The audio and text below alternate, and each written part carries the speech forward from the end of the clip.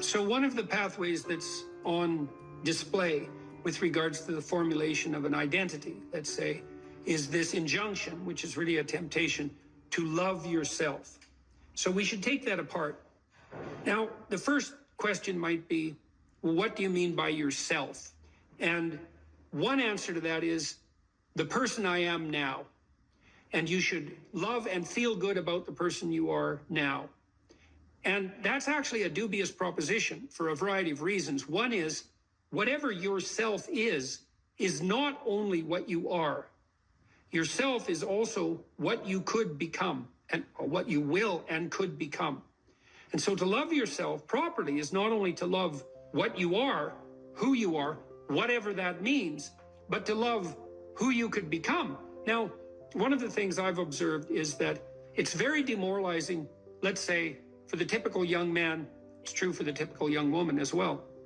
So we'll say the typical young person who's miserable and maladjusted psychologically and socially, if you just go to them and say, well, you should feel good about yourself, because they think you're good just the way you are. You're perfect just the way you are. You should accept yourself just the way you are. It's like, well, okay, so what does that say about who I should become? Is that just now off the table because I'm already good enough in every way? So am I done or something? What about who I should become? And then, well, how should I feel good about myself when I don't? Because I'm not getting along with myself. I'm anxious and hopeless and nihilistic and depressed, and I'm not getting along with other people. So how is it that that's all somehow something I should feel good about without being deluded? And these are complicated questions, because you don't want to beat yourself with a stick, which might be the opposite of that as well. Feel bad about yourself. It's like, no, be judicious and merciful with yourself and think that you need to accept yourself in some way, the way a mother accepts a child. But the maternal spirit is not the only spirit that governs the love that a child requires properly. You have the paternal spirit of encouragement as well, which is, well, we need to shelter and protect you and to provide for your security the way you are, but you could be a lot better and should be, and I have faith that you could be, which is the love that I'm delivering to what you're becoming rather than what you are. And so love that you direct towards yourself is partly directed towards that maternal care that's sort of the minimum precondition for basic flourishing, combined with an attitude of encouragement towards the possibilities of your being. And so that's a much more sophisticated so-called self-love, partly because it's the kind of love that envisions you as something that unfolds across time. And it's a much richer conception, because it also implies that there's a responsible adventure to your life. Like you're not all you could be, and there's pain in that, and there's the necessity for a certain amount of judgment about that, and even a certain amount of exclusion, because what you are that is insufficient in some sense should not be allowed to propagate further. But if it's conjoined with encouragement, it's like, yeah, you're in a rough situation there, kiddo, but here's some things about you that are virtuous and good, and they're pretty powerful actually, and if you just made those more manifest, you could dispense with a lot of this immaturity and misery, and you could expand yourself out into life physically and psychologically, and you could start walking this pathway that makes things better. And the thing is that as soon as you start walking the pathway that makes things better, then things immediately become better, because your whole orientation changes. And if you're in a bad place but you're escaping, that's pretty positive, even if it's a bad place. And you might think, well, it's still bad, but it's better. It's like, well, that's a lot better than a bad place that's getting worse. That's for sure, because that's hell. Hell is a bad place that's getting worse. That's for sure. And so if you take the bad place and it's getting better, well, it's already not hell. That's a start. And so this notion of love, we've confused this with the maternal instinct for an infant. It's like, because an infant under 6 months is like, well, of course, your attitude towards an infant is you're exactly okay the way you are, in the sense that there's nothing to do with an infant under 6 months in the most fundamental sense, except to provide them with total care. But that's not what you do to any child that's older than 6 months. You start laying down some criteria for becoming, for improvement.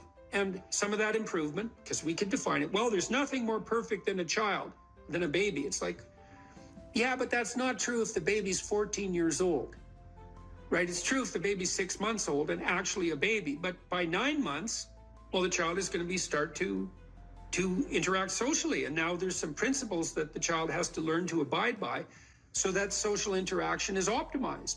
And then you want to replace the infant with the toddler who has a certain domain of autonomy and responsibility and a certain capacity for social interaction. And you want to replace the toddler with the young child, with the preschooler, who now can negotiate a shared social space. And you want to replace the preschooler with the older child who's now capable of taking on as much domestic responsibility as is appropriate for that age. You want to take the infant who's entirely dependent and turn them into something that's autonomous and then socially integrated in a manner that's moving them towards individual responsibility. And the love is not only love that's devoted to what they are at any point, which is that encompassing maternal love, say, but the love that says, yeah, kid, you know, we're pretty happy you're around, but the new you is going to even be better. And that's encouragement. And that's part of love. It's half of love, that's for sure. And you want to direct that to yourself as well. It's like, you don't want to judge who you are so harshly that you just destroy yourself and everything is cast into the pit. You want to take a look at yourself and say, look, you know, you're a person among persons and you have intrinsic worth and you have your flaws, your sins, your domain of ignorance and inadequacy. But that doesn't mean that you're entirely worthless because of that. You have a base level value. That's intrinsic worth, let's say, that's reflective of the fact that you're made in the divine image in the most fundamental sense. You have intrinsic worth, and that's due a certain degree of baseline love. But there's the becoming problem. It's like, well, especially when you're young, most of you is still in the becoming phase. And so why wouldn't encouragement be the hallmark of love? It's like, get the hell up, get your act together, adopt some responsibility, put your life together, develop a vision, expand yourself beyond the narrow confines that are causing your misery. And we think you can do it. You could do it. You should do it. The world would be better off if you did it. You'd be doing better if you did it. Everything would work out better. Why would we not work to make everything work out better? And you're the person who could do it. And you tell young people that and they think, well, no one ever told me that before in that way. And they think, well, maybe I should get my act together. And then they go out and try to get their act together in some micro ways. And they think, well, turned out that worked. And I'm less miserable. I could try doing it a little bit on a broader scale. And they try that and they think, wow, people seem a lot happier with me. I have more friends and I'm more popular and I'm a little more physically attractive because I'm standing up a little bit straighter. And then away they go. And why would you, unless you believe that human being is corrupt and pathological in its essence, which many people now seem to believe, or at least some dread spirit seems to insist, and people agree with it. If you don't buy that, then you think, well, yeah, you unfold, man. Unfold all those manifold possibilities that lurk within and be a force for good in the world. And that'll be the adventure of your life. And I guess we could also add to that a bit of a disquisition on truth. So you should be oriented by love. And you could say, well, that's the desire to care for being and becoming, however it's manifest, to want that to turn out in the best possible manner. That could be your goal. I want things to turn out in the best possible manner.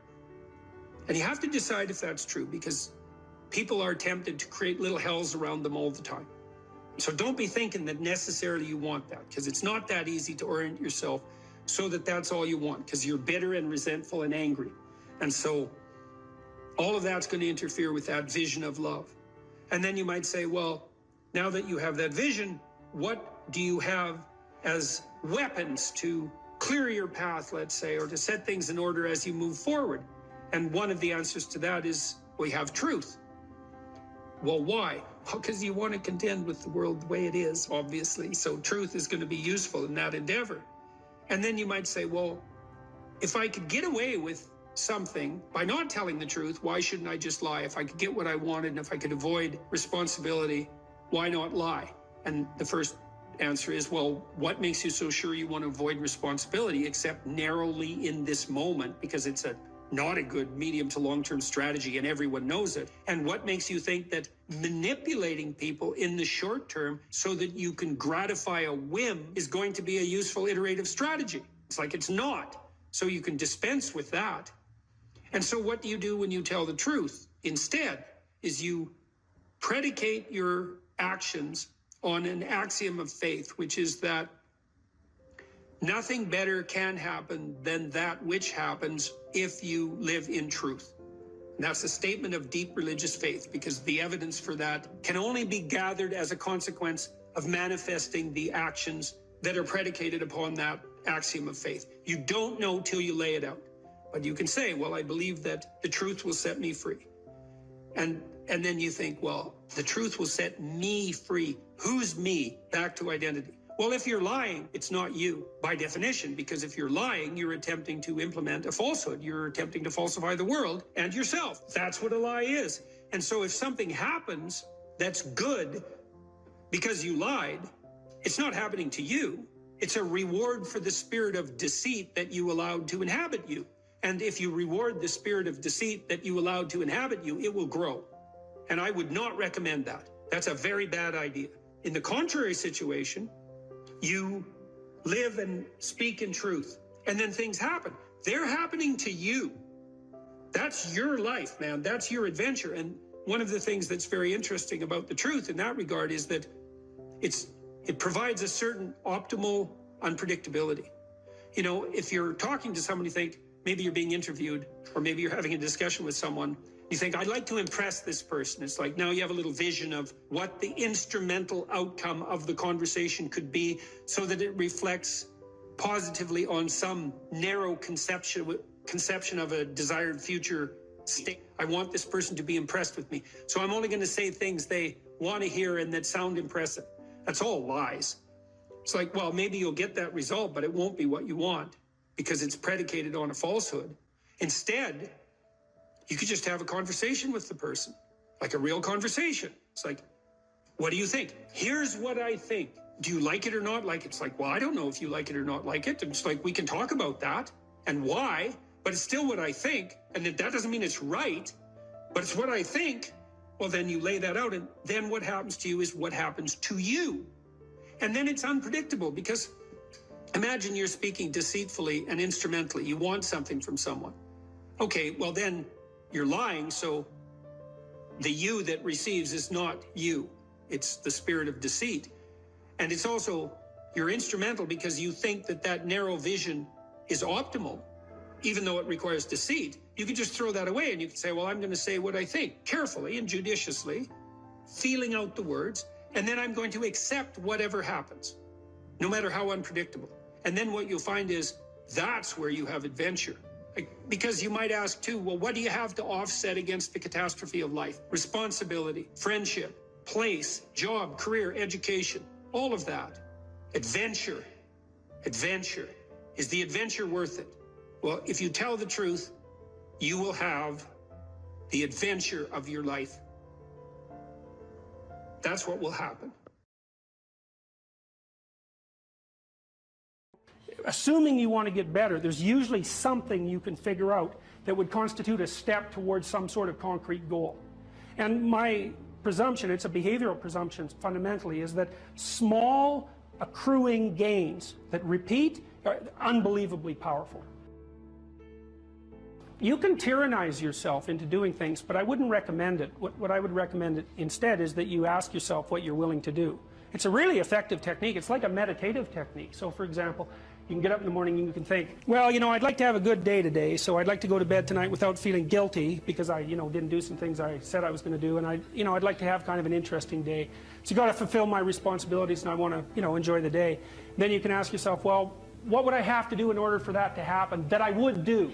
And the probability, if you practice this for 3 or 4 days, is your brain will just tell you, it'll say, well, you know, there's that piece of homework that you haven't done for like 3 weeks, you should knock that sucker off because it would only take you 10 minutes and you've been avoiding it and torturing yourself to death for 72 hours straight. And say, well, let's figure out what your aims are. You got to have some aims, whatever they are. And they might say, well, I'm so depressed I don't have any aims. And then I say, well, pick the least objectionable of the aims and act it out for a while and see what happens. Because sometimes your emotional systems are so fouled up that you have to pretend, you have to act the thing out before you can start to believe it.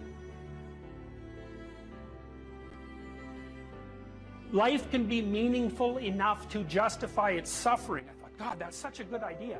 Because it's not optimistic exactly. You know, some people will tell you, well, you can be happy. It's like, those people are idiots. I'm telling you, they're idiots. There's going to be things that come along that flatten you so hard you won't believe it. And you're not happy then. And so if life is to be happy, well, in those situations, what are you doing? Why even live? But life isn't to be happy. If you're happy, you're bloody fortunate, and you should enjoy it. You should, because it's the grace of God, so to speak.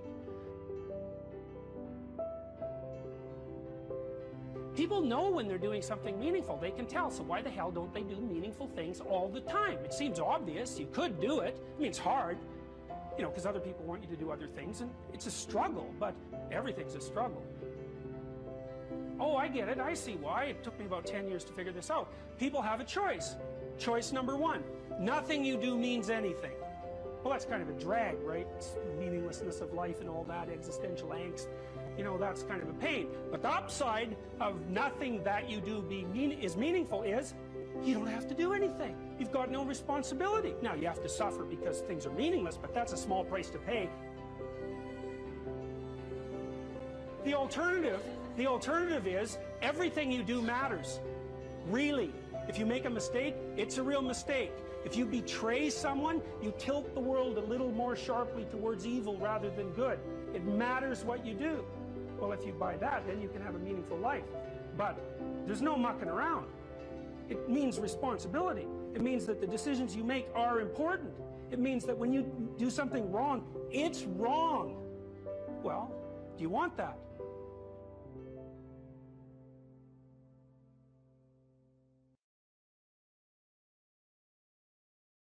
One of the things Solzhenitsyn said about hedonism, he said, the doctrine that life is for happiness is invalidated by the first sound of the jackboots kicking into your door. And so then the question is, well, what do you do in the face of suffering when your philosophy is hedonic, is hedonistic? And the answer is collapse. And that means that happiness as an aim is shallow and weak. It cannot withstand suffering. Obviously, because when you're suffering, you're not happy. And if the purpose of life is to be happy, then when you're suffering, your life has no meaning. And then if you're suffering and there's no meaning in the suffering, then you're really suffering. That's really hell. But then you think, and this is something that's really heartened me. I talk to my audiences, especially to the young men. I say, look, first of all, don't aim at being happy, because that's just not going to work, especially when the storms come and barbarians are beating at the gate. You can just forget about that. And there's going to be times in your life where you're suffering so much you can't believe it.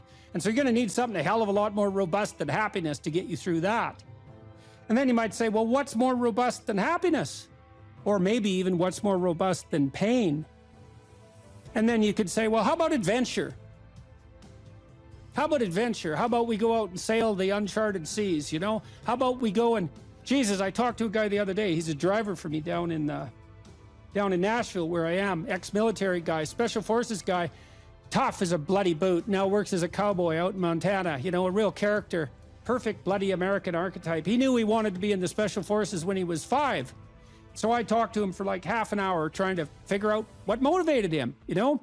And he told me probably 10 stories about his life, all very colorful and deep anecdotes, battle and rescue and physical privation and discipline. And every 10 minutes he said, I was looking for a new challenge. And then I was looking for a new challenge. And then I'd already done that, so I was looking for a new challenge. And for him, life was nothing but a sequence of impossible mountains to climb. And that's exactly what he wanted. And that's what I think we all want. You know, in the story of Abraham, When Abraham is perfectly happy in his father's tent, eating peeled grapes and, having his diapers changed, even though he's 80 years old, and God calls him out to adventure. And it's very catastrophic, right? Because Abraham encounters tyranny and starvation and war and conspiracy to steal his wife and his own proclivity to lie cowardly. And this is all like that's his first sequence of adventures. And you think, well, what the hell's going on here? It's certainly not the case that God called him out to be happy. And I think the right moral to draw from that story is that God, so to speak, has called us out for something far greater than mere happiness. So much greater than happiness that happiness pales in comparison. He's called us out for the adventure of our life that's of sufficient moral integrity to justify the suffering. And that's something. And if you tell people that, if you let them know that, well, that makes them stand up and cheer, eh? Because deep in their heart, they know that's true. They're hearing that spirit of adventure calls you to be a patriarchal despoiler of the planet. And that demoralizes young men. And that's, of course, exactly the point, because demoralized young men aren't oppressors, although, yes, they are. And they're not despoilers of the planet, although, yes, they are. And so happiness, it's like, that's just happiness is a side effect of moral venture, and if it comes along, you should be bloody thrilled. But as an aim, it's for narcissistic 3-year-olds as an aim.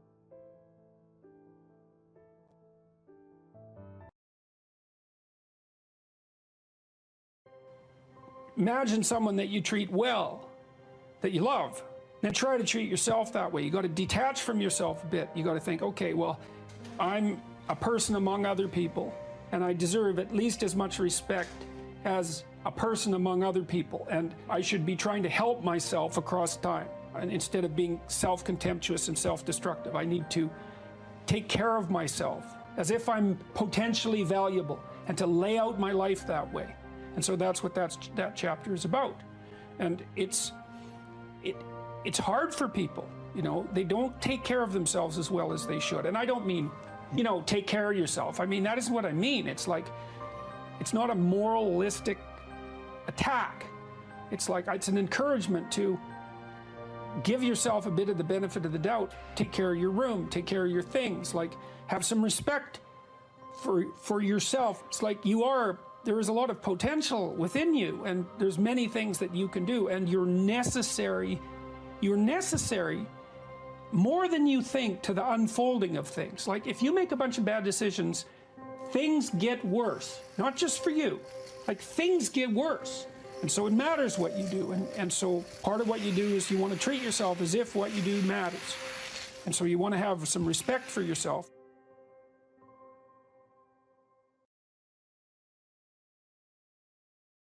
Wonderful things can happen if you straighten out everything that's hidden in a family and get it out in the open. And then you have the opportunity then for some real peace and some real joy. And certainly that's at the moment where it's in those interpersonal interactions that I derive a lot of my happiness. And that's been life-saving. And then, of course, this active, engaged intellectual conversation, this sort of conversation that we're doing our best to have, that's also, and the fact that I can share that with so many people, and the responses are so positive. It's wonderful. It's amazing. I can't believe it.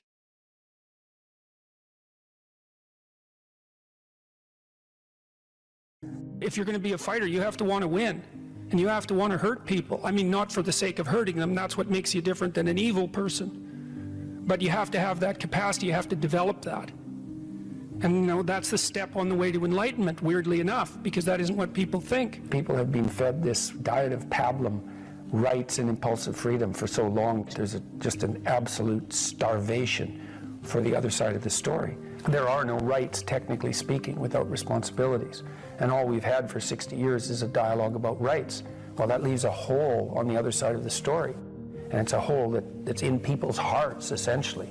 Because responsibility, well, perhaps that's not more important than rights. Like I said, they're part and parcel of the same formula.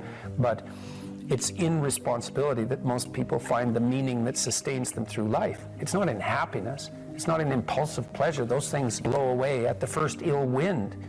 But to adopt the responsibility for your own well-being and to try to put your family together and to try to serve your community and to try to seek for eternal truths and to live them. That's the sort of thing that can ground you in your life enough so that you can withstand the difficulty of life.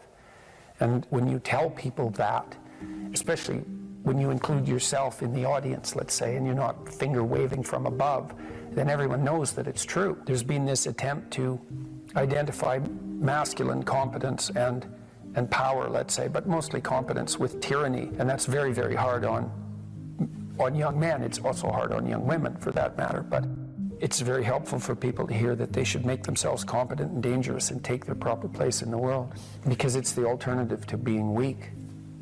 And weak is not good. The people who shoot up the high schools, they're weak.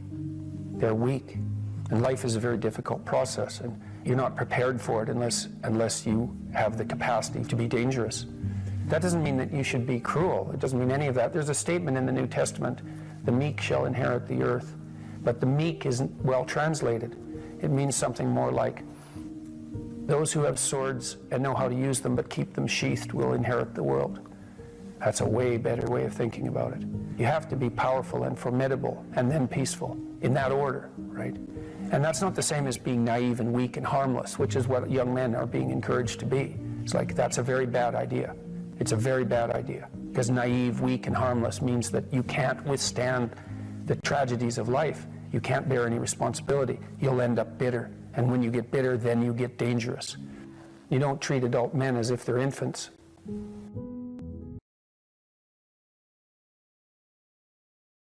It's very helpful for people to hear that they should make themselves competent and dangerous and take their proper place in the world. Competent and dangerous?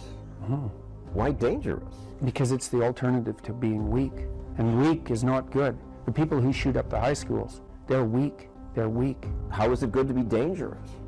Because it makes you formidable. And life is a very difficult process. And you're not prepared for it unless you have the capacity to be dangerous. That doesn't mean that you should be cruel. It doesn't mean any of that. There's a statement in the New Testament, the meek shall inherit the earth. But the meek isn't well translated. It means something more like, those who have swords and know how to use them but keep them sheathed will inherit the world. That's a way better way of thinking about it. You have to be powerful and formidable and then peaceful, in that order. And that's not the same as being naive and weak and harmless, which is what young men are being encouraged to be. It's like, that's a very bad idea. It's a very bad idea. Because naive, weak, and harmless means that you can't withstand the tragedies of life. You can't bear any responsibility. You'll end up bitter. And when you get bitter, then you get dangerous. But one thing I'm not getting, there's a big difference between letting people do something for themselves and saying men should be dangerous. By dangerous, that implies I should be ready to threaten someone, to hurt somebody. No, you should be capable of it. But that doesn't mean you should use it. There's nothing to you otherwise. Like, if you're not a formidable force, there's no morality in your self-control. If you're incapable of violence, not being violent isn't a virtue. People who teach martial arts know this full well, right? If you learn a martial art, you learn to be dangerous, but simultaneously you learn to control it. Both of those come together. And the combination of that capacity for danger and the capacity for control is what brings about the virtue. Otherwise, you confuse weakness with moral virtue. I'm harmless, therefore I'm good. It's like, no, that isn't how it works. That isn't how it works at all. If you're harmless, you're just weak. And if you're weak, you're not going to be good. You can't be, because it takes strength to be good. It's very difficult to be good. People are afraid of the truth because often if you reveal it, it causes conflict in the moment. Telling the truth is definitely an adventure. Seeking for sure, but also telling. Another way of going about it is to just say what you think and see what happens. That's an adventure, because you don't know what the outcome is going to be. So look, there's this old idea that it's necessary to have faith in the truth. And so here's a way of thinking about that. Someone asks you a question and you might think, well, here's the outcome I want, and so here's how I'm going to answer that question. So that's one way of approaching it. But another way of approaching it is, you ask me a question, I'm going to think about the answer, and I'm just going to tell you what I think. And it doesn't matter what the outcome is, because I'm willing to see what the outcome will be, predicated on the idea that there isn't a better outcome than the one that truth produces. Even if it's harsh and terrible in the short term, and sometimes it is, it's like there isn't a better way of doing it. Now, you might say, well, how do you know that? And the answer is, well, I don't know that. That's why it's an article of faith, because I believe, and I believe this deeply, the being that you produce as a consequence of telling the truth is good by definition, even though it's harsh and often uncomfortable, because you get in trouble. One of the things that I've really learned recently, or learned to articulate better, is that there's a very tight relationship between aspiration and responsibility. The first question might be, do you need to aspire to something? And the answer is, well, yes, because you have to do something. You can't, if you just sit there, you'll die. You can't just sit there. You have to go act out in the world. Okay, so act towards what? Well, that's whatever your aspiration is. You have to have an aim. Okay, well, what should the aim be? Well, it should be something worth doing, let's say. Why do something that you don't feel is worth doing? What do you think's worth doing? Well, if you watch other people and you judge when they're doing something worthwhile, you usually judge them positively if you see that they're taking responsibility, at least for themselves. But do you want to be completely useless so other people have to take care of you? That's pretty pathetic. And maybe you could get your act together so you're taking care of yourself and your family. And maybe you could even do better than that and take care of yourself and your family and your community. Well, good for you. That's responsibility, and that's an aim. Well, here's one of the things that's cool about that, is that your life doesn't have meaning without aspiration or an aim. Okay, so you need a hierarchy of values. There's got to be something at the top. It's got to be something important. If you don't have that, your life doesn't have any meaning. So if you criticize the hierarchy, or even the idea of hierarchy, you destroy the idea of aspiration, and then people have nothing. Well, that's not helpful. People are built for a struggle, and they're built for a weight, and you want to take on a heavy burden voluntarily. See if you can put yourself together. See what you can do out in the world while you're waiting to die. It's an all-in game. It better be worthwhile. You need a family, you need friends. Like, you don't need to have all these things, but you better have most of them. Family, friends, career, educational goals, plans for, time outside of work, attention to your mental and physical health, etc. That's what life is about. And if you don't have any of those things, well, then all you've got left is misery and suffering. So that's a bad deal for you. So, number one, specify your damn goals, because how are you going to hit something if you don't know what it is? That isn't going to happen. And often people won't specify their goals too, because they don't like to specify conditions for failure. So if you keep yourself all vague and foggy, which is real easy, because that's just a matter of not doing as well, then you don't know when you fail. And people might say, well, I really don't want to know when I fail because that's painful, so I'll keep myself blind about when I fail. That's fine, except you'll fail all the time then. You just won't know it until you've failed so badly that you're done. And that can easily happen by the time you're 40. You would like to be productive and have a good life. And that's how you make the schedule. It's like, and then you look at the day and you think, well, if I had that day, that'd be good. Great, and you're useless and horrible, so you'll probably only hit it with about 70% accuracy, but that beats the hell out of 0, right? And if you hit it even with 50% accuracy, another rule is, well, aim for 51% the next week, or 50.5% for God's sake, because you're going to hit that position where things start to loop back positively and spiral you upward. So that's one way that you can work on your conscientiousness, is to plan a life you'd like to have. And you do that partly by referring to social norms. That's more or less rescuing your father from the belly of the whale. But the other way you do that is by having a little conversation with yourself about, as if you don't really know who you are, because you know what you're like. You won't do what you're told. You won't do what you tell yourself to do. You must have noticed that. It's like you're a bad employee and a worse boss, and both of those work for you. You don't know what you want to do, and then when you tell yourself what to do, you don't do it anyways. But, my point is that you have to understand that you're not your own servant, so to speak. You're someone that you have to negotiate with. And you're someone that you want to present the opportunity of having a good life to. And that's hard for people, because they don't like themselves very much. They're always like cracking the whip and then procrastinating, and cracking the whip and then procrastinating. And it's like, God, it's so boring and such a pathetic way of spending your time. And you know what that's like, because you probably waste like 6 hours a day. What you do now is going to multiply its effects in the future. And you need to know what your damn time is worth. One of the things you should be asking yourself is, when you spend an hour, was that, well, would have I paid someone $50 to have had that hour? And if the answer is no, it's like, well, maybe you should do something else with your time. And it depends on whether or not you think that your time's worthwhile. But the funny thing about not assuming that is, if you assume your time isn't worthwhile, what happens is you don't just sit around sort of randomly in a state of responsibility-less bliss. What you do is you suffer existentially. someone who is incapable of cruelty is a higher moral being than someone who is capable of cruelty. And I would say, and this follows Jung as well, that that's incorrect, and it's dangerously incorrect, because if you are not capable of cruelty, you are absolutely a victim to anyone who is. And so part of the reason that people go watch anti-heroes and villains is because there's a part of them crying out for the incorporation of the monster within them, which is what gives them strength of character and self-respect, because it's impossible to respect yourself until you grow teeth. And if you grow teeth, then you realize that you're somewhat dangerous, or maybe somewhat seriously dangerous, and then you might be more willing to demand that you treat yourself with respect and other people do the same thing. And so that doesn't mean that being cruel is better than not being cruel.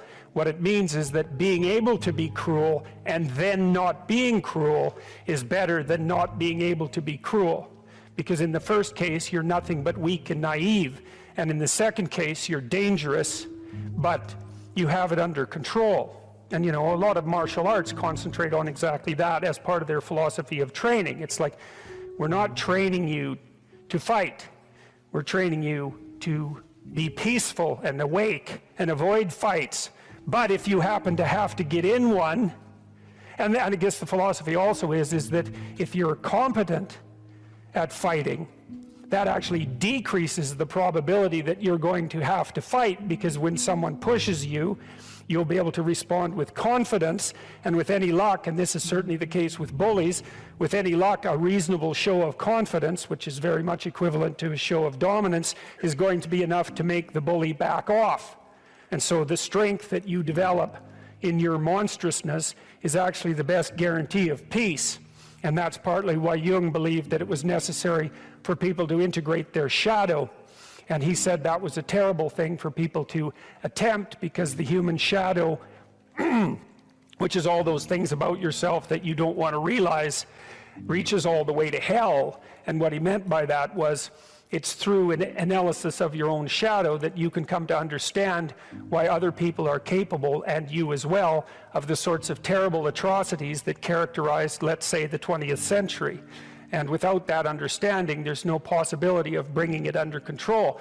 When you study Nazi Germany, for example, or you study the Soviet Union, particularly under Stalin, and you're asking yourself, well, what are these perpetrators like? Forget about the victims, let's talk about the perpetrators. The answer is, they're just like you. And if you don't know that, that just means that you don't know anything about people, including yourself. And then it also means that you have to discover why they're just like you. And believe me, that's no picnic.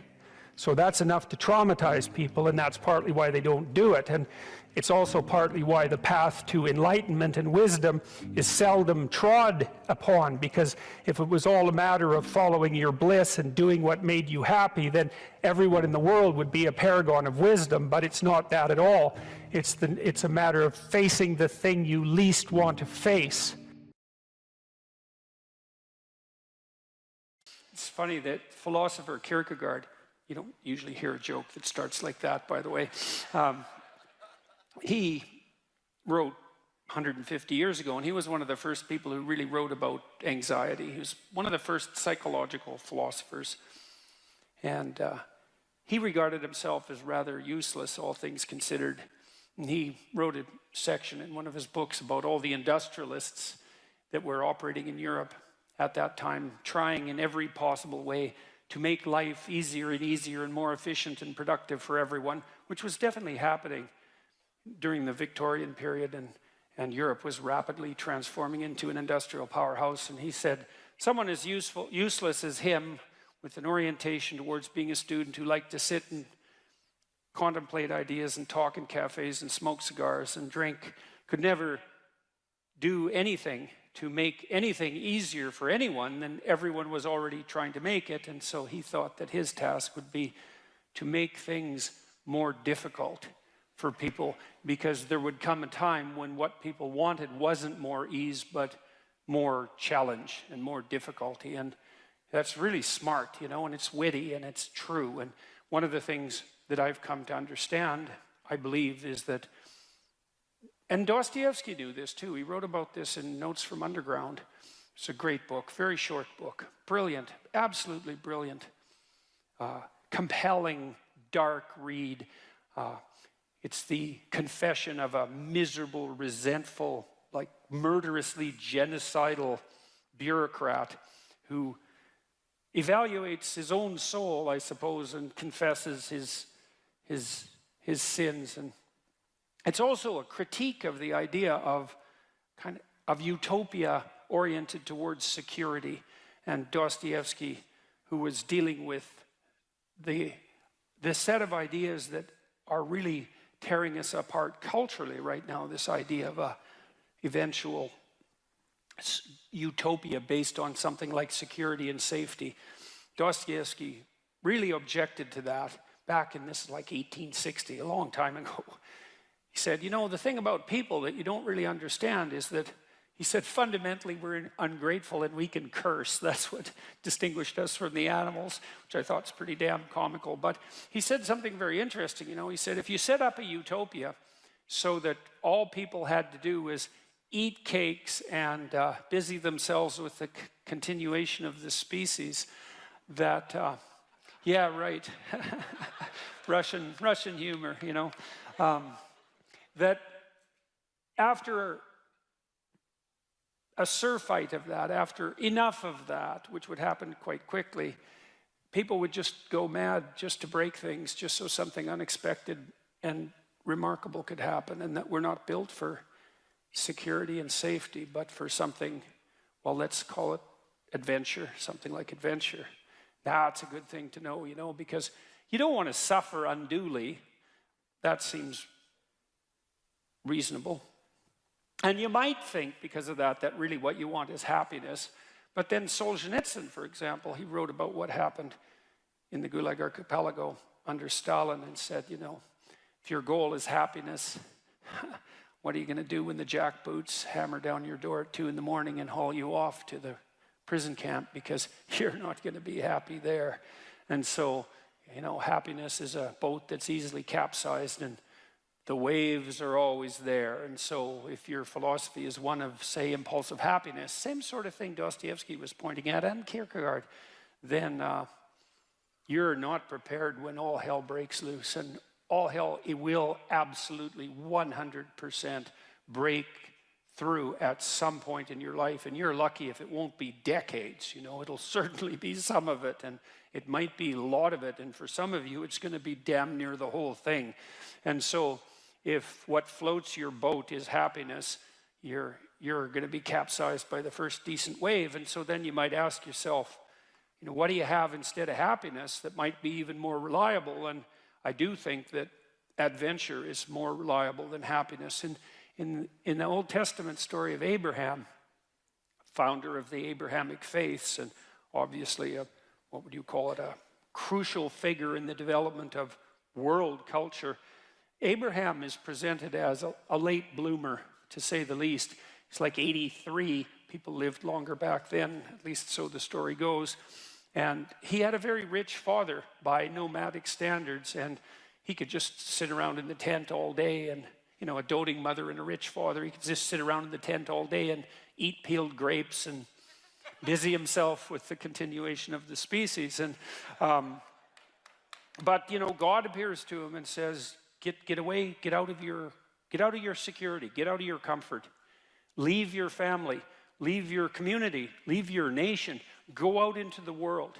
And it's a very interesting story. It's very interesting to contemplate it from both a psychological and a religious perspective, because what God is presented as in that book, which is a crucial book for as I said, for world culture, is God is presented as the manifestation of the Spirit that calls even the too secure and pampered to adventure. And then Abraham has a pretty rough time when he goes out and has his adventure.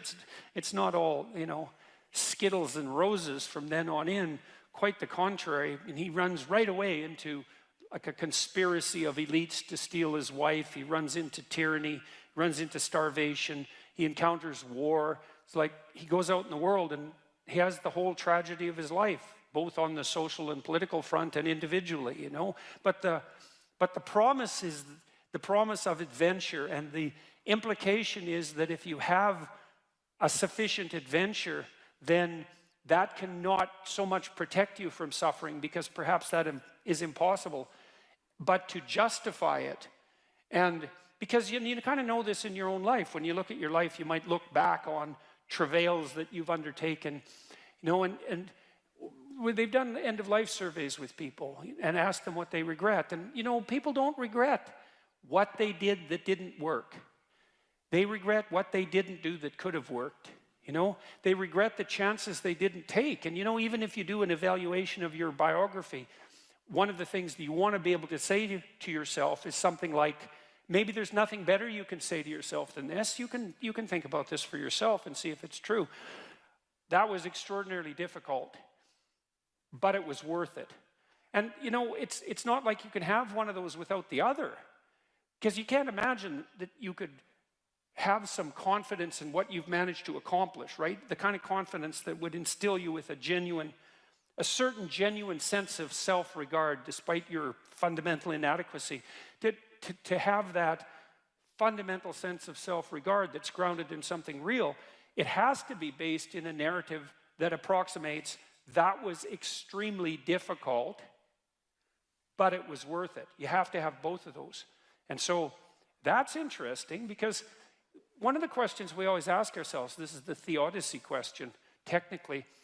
You see the suffering in the world, you see the suffering of children, you see maybe your own children or your suffering, and you wonder, well, how can reality be constituted so that I can have faith in its essence when there is so much suffering? And one answer to that is something like, well, how much suffering do you want? And you might think, none. It's like, yeah, I don't think so. I don't think that's right.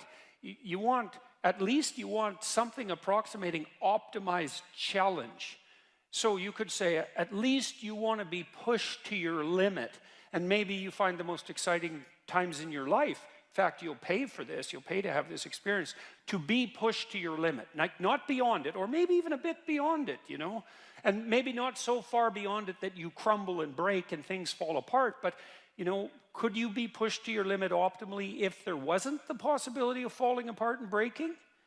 That's an open question. How are you ever going to take something seriously if the consequences aren't actually serious?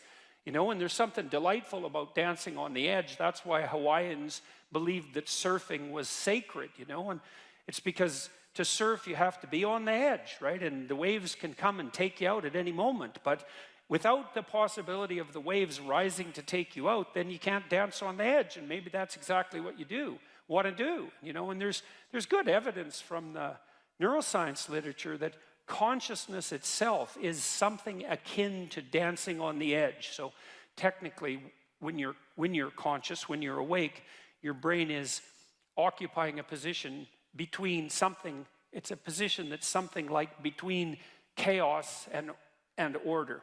And if your brain's maximally ordered, well, you're just bored, nothing is changing. And if you're chaotic, then it's anxiety and catastrophe. But you want to be positioned right between those two, and that's when your consciousness is optimized, And when your consciousness is optimized, then you're deeply engaged in life, and everything seems alive and meaningful. And maybe that's the solution in some profound sense to the problem of suffering. It's that you optimize your interaction with chaos rather than being protected all the time from everything that could hurt you. And you kind of know this too if you have kids, because you don't want to keep your kids in an infantile state, and because when they're infants, pretty much what you do with them, say they're 6 months and younger, is you just keep them secure and safe, right? You just provide everything that you can for them.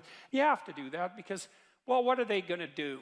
They just lay there fundamentally and squawk now and then. I mean, it's not like they're ambulatory. They can't go out and do things for themselves, and so it's up to you, and your goal is to keep them secure and safe. But once they start being able to move around, then increasingly it's sort of up to them. And if you have any sense as a parent, the psychoanalysts used to say, the good mother necessarily fails. And what did they mean by that? They meant, well, if you're committed to your infant when you're a mother for the first 6 months, it's like it's all the kid, 100%, full self-sacrifice devoted towards the infant. That's the right attitude. But even by 9 months, child can crawl around quite a lot, they're developing something of an independent will, you start handing them challenges. You start handing them responsibility, and you keep them on the edge. And some of your kids are going to be able to be pushed harder than others, and part of the reason you have to develop a relationship with your kids, and your husband for that matter, is so that, you know, you can keep them dancing on the edge, on the proper edge. And that's even better than the mere provision of security.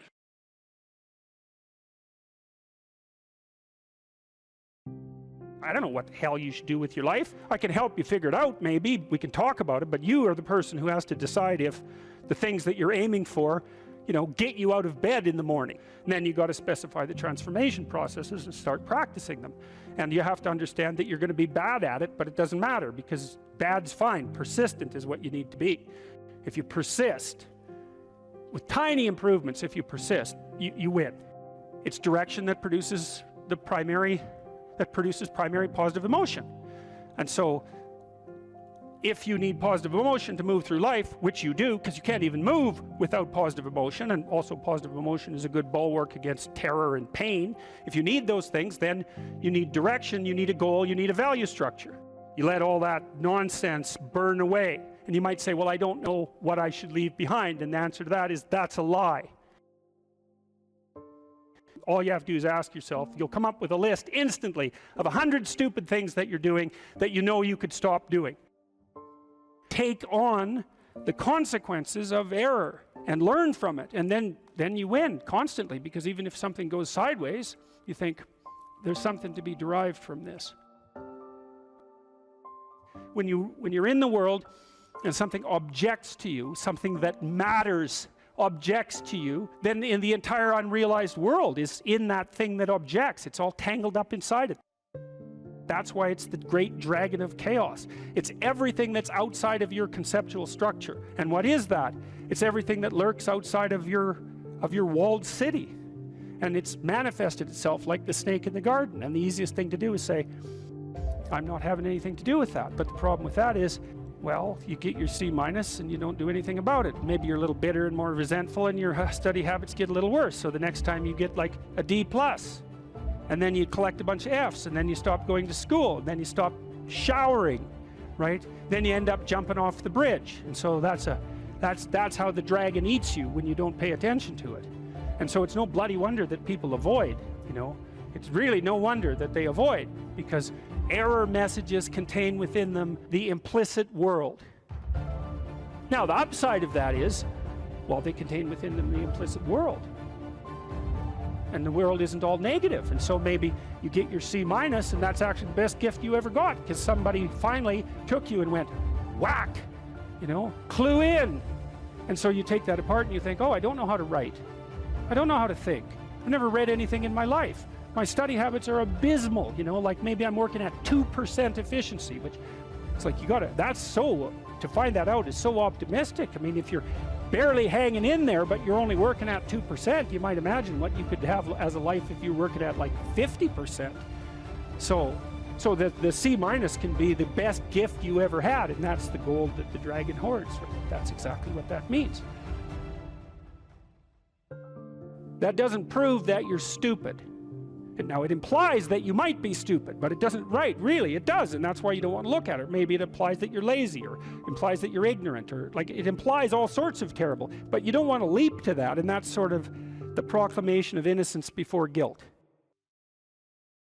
You are the thing that is, and you're the thing that becomes, and you should put the thing that becomes at a higher place than the thing that is. That means you also have to allow yourself to shake off those things about you that you might be pathologically attached to, habits and people for that matter, ways of thinking, all of those things. You have to allow yourself to shake those off, and that's more like a burning. That's why the phoenix is the symbol that it is, right? It's old and it deteriorates, it bursts into flame, and then it's reborn. It's like, well, do you want to be reborn? It's like, well, that's not the question. The question is, do you want to burst into flame? And the answer to that generally is no, but that's the wrong answer. The right answer is, you let all that nonsense burn away. And so then you look at the micro routines. It's okay, well, I got a C- in this course. Maybe I should study for that course 15 minutes more a day for the next 3 months. And then you ask yourself, do you think you could do that? No, I'm too useless. Okay, how about 15 minutes every second day? You think you could do that? You put it in your schedule, like 15 minutes every second day in the morning. And that's, well, you think, well, what's wrong with me? Well, I'm not very good at managing my study schedule. That's not quite down here at the behavioral level, but it's pretty close, because what you can take an action. You can open up your schedule and you can say, well, I'll mark 15 minutes aside. Then you can practice doing that. It's pretty low level in the hierarchy. It means, well, you're still not a horrible person. You just got to polish up your work ethic. It's like, shut the hell up most of the time. But now and then, you don't shut up because it's time to say something. You don't want to make unnecessary enemies, though. Well, you don't want to take yourself apart any more than is absolutely necessary. Develop some of the micro routines on the other side of the personality distribution. So if you're disagreeable as hell, maybe you could start learning how to do nice things for people. And that actually works, by the way. So if you take disagreeable people who are depressed and you get them doing nice things for other people, their depression tends to lift. But then by the same token, if you're agreeable, then you should practice doing some things for yourself and being more tough-minded in your negotiation. You know, you're extroverted. It's like, okay, man, learn to spend some time with yourself, right? You're low in openness. Well, try reading a book that's outside of your, you know, your sphere of interest now and then. If you're conscientious, well, you should probably learn how to relax occasionally, and so forth. So you can, I think partly what you're doing as you're developing your personality is not moving the mean much, the average, where, you know, where you're located, but you're extending the standard deviation so that you're a bigger bag of tricks than you were before. Life has got its rat's nest of miseries, and that's for sure. And maybe you could even make a categorical statement that life is mostly a rat's nest of misery. You know, and you could make a pretty powerful argument for that. But then there's a counter question, which is, well, what if you tried not to make it any more miserable than it had to be, right? Then what would it be like?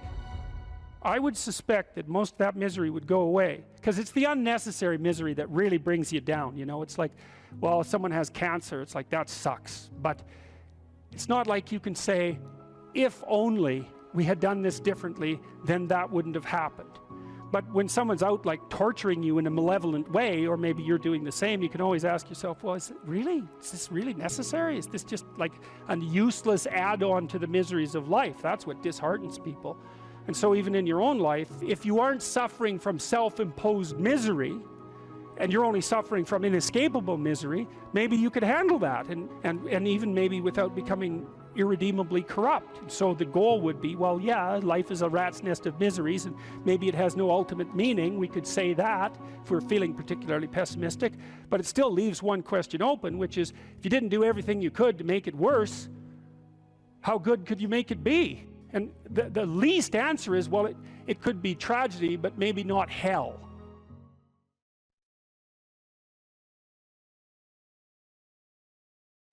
If you're suffering, you are obligated, in a sense, to hold on to whatever rope someone throws you.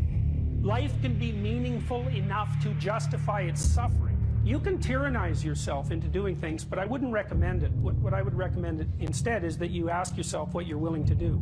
It's a really effective technique. It's like a meditative technique. That's when life is worthwhile.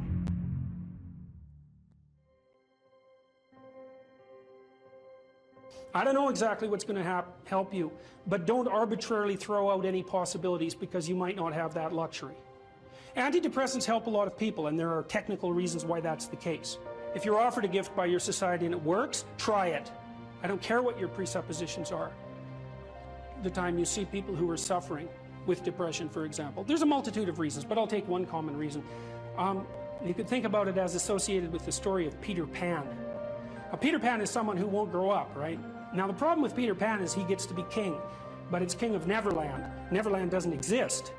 So being king of nothing isn't that helpful.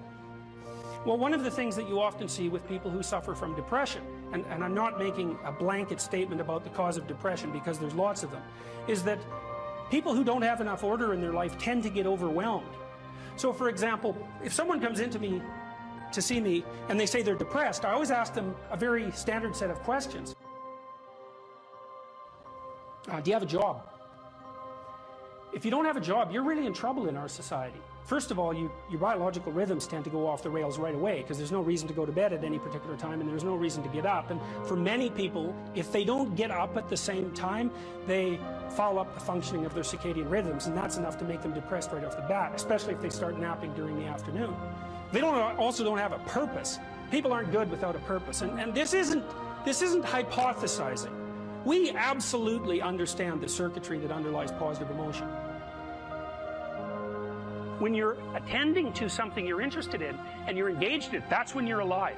That's when life is worthwhile. It's so worthwhile that in those moments you don't even ask the question about it. The question itself goes away because the meaning that you're united with is so powerful that it can push back the adversity that would otherwise characterize life. Nietzsche said, the person who has a why can bear any how. We know how it works. Almost all the positive emotion that any of you are likely to experience in your life will not be a consequence of attaining things. It will be a consequence of seeing that things are working as you proceed towards a goal you value. That's completely different. And you need to know this because people are often stunned, for example, they finish their PhD thesis and their presupposition is that they're going to be elated for a month, and often instead they're actually depressed and they think, what the hell, I've been working on this for 7 years and I handed it in and what do I do now? And that's what depresses them, right? It's the what do I do now? Well, they're fine if they enjoyed it, pursuing the thing, as long as it was working out. They get a lot of enthusiasm and excitement out of that because that's how our nervous systems work. Most of your positive emotion is goal pursuit emotion. If you take drugs like cocaine or amphetamine, the reason they're enjoyable is because they turn on the systems that help you pursue goals. That's why people like them. So if you don't have a job, you got no structure, that's not good. Plus, you tend not to have a point.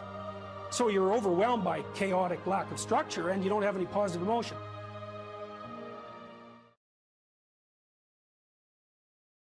Here's another rule. Pursue what is meaningful, not what is expedient. This is also a great thing to know, I think. That's a tricky rule. Expedient might be, we're going to have a conversation, and I want something from you. And a lot of conversations are like that, you know, because you have a goal in mind. This is what I want from this person. And so then you craft your conversation to get what you want, right? You subordinate your words to the ethic of your desire. And you might say, well, what's wrong with that? Well, what do you know about what you want? Like, haven't you been wrong about that before? Or you might say, well, what's the alternative? Well, is there an alternative? Well, you have to want something from the person to even interact with them. It's like, no, you could want to see what happens. You could want to play. You could tell the truth. That's an interesting thing to do because you don't know what's going to happen if you tell the truth, that's for sure. You could let go of what you want and just say what you think. And you could presume, and this is an act of faith too, that the truth does set you free and that the truth that's spoken properly makes out of possibility the order that is habitable and good. And then you could just tell the truth and you could see what happens, and that would be an adventure, and that's better than expediency, partly because maybe you're wrong about what you want. You know, and you know that because you're kind of narrow and maybe narrowly self-serving from time to time, and your purview of the world isn't as wide as it could be, and you're a bit bitter, so you tend to be that narrowly selfish because of that. And so you want something from a conversation, and you bend and twist it to get it. It's like, fine, but maybe you'll get something you don't want. Or worse, you'll get something that's positively bad for you. That happens a lot. And so part of the reason there's a deep moral injunction to tell the truth in a religious sense is because there's a hypothesis behind that, which is there isn't anything better that can happen to you than what will happen to you if you tell the truth. Now, that might be hidden from you because sometimes if you tell the truth, and I don't mean to blurt everything out carelessly, like this is a sophisticated thing to do. It's not careless. It doesn't mean just say any old thing that pops into your head. You have to be judicious with the truth. But the notion would be, if something emerges as a consequence of engaging truthfully, and it doesn't seem to be going your way, wait. There's more to the story to unfold, because like, how do you know if it goes your way or not? Like, over what time span are you calculating this? Because sometimes things can go pretty badly initially and then much better as they progress. And lots of times the truth has that effect, because you reveal something that's maybe disturbing or shocking even to yourself and to others, and it causes waves, especially if it's a deep truth, and that destabilizes everything. It's like, yeah, but maybe that's preferable to a false peace. You can't find out if it's true without doing it. You're not going to gather the evidence beforehand. So that's the true side of it. Meaning, pursue what's meaningful instead of what's expedient. It's another hint, like the spirit of play, about the pathway. The yin and yang symbol, the famous symbol, it's two serpents, one black, one white, head to tail. Inside the black serpent, there's a white dot, and inside the white serpent, there's a black dot. And the representation is something like, the world of your experience is made up of chaos and order. And order is where you are when things are going according to what you want. And chaos is everything that can come in and disrupt that. And both of those can be positive and negative. Too much order, tyranny, right? Too much chaos, nihilistic uncertainty. Optimized balance. So let's think about what the optimized balance would mean. You have a structure of perception and conception that you inhabit. It's orderly, reasonably orderly. Orderly enough so that when you inhabit it, most of the time things are going the way you want them to go. But things change and shift, and you don't know everything you should know. So you can't just stay where you are with a good thing. You have to expand. And as you expand, you move out of the domain of order into the domain of chaos, or out of the domain of actuality into the domain of possibility.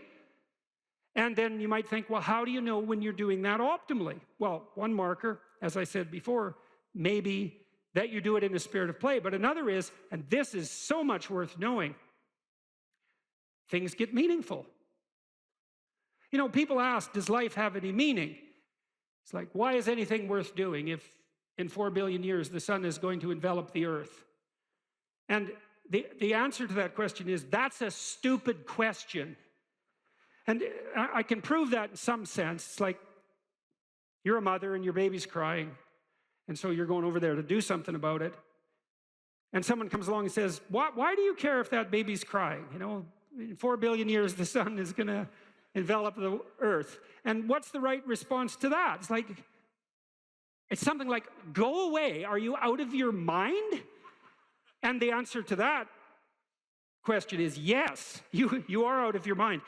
Of course, you can find a time frame or a spatial frame of reference that makes everything you do pointless. It's like, what is this going to matter in 20 trillion years? Well, it's like, the only proper response to that is, that's not a wise time frame. Imagine you're in a concert, listening to some great music, and it's got you, and someone taps you on the shoulder, and this is going to come to an end. And well, what's your response? Like, go away. And that's the right response to that voice in your head that does those things to you, which says, you're engaged in something, and a nihilistic thought comes out. Well, what's the point of this, given, how unbearable the world is in the current political situation, and the fact that we're inhabiting some ball of dust on the edge of some fringe part of the cosmos, and that everything's dead and material. It's like, get thee behind me, Satan, right? Really. It's not a mark of wisdom.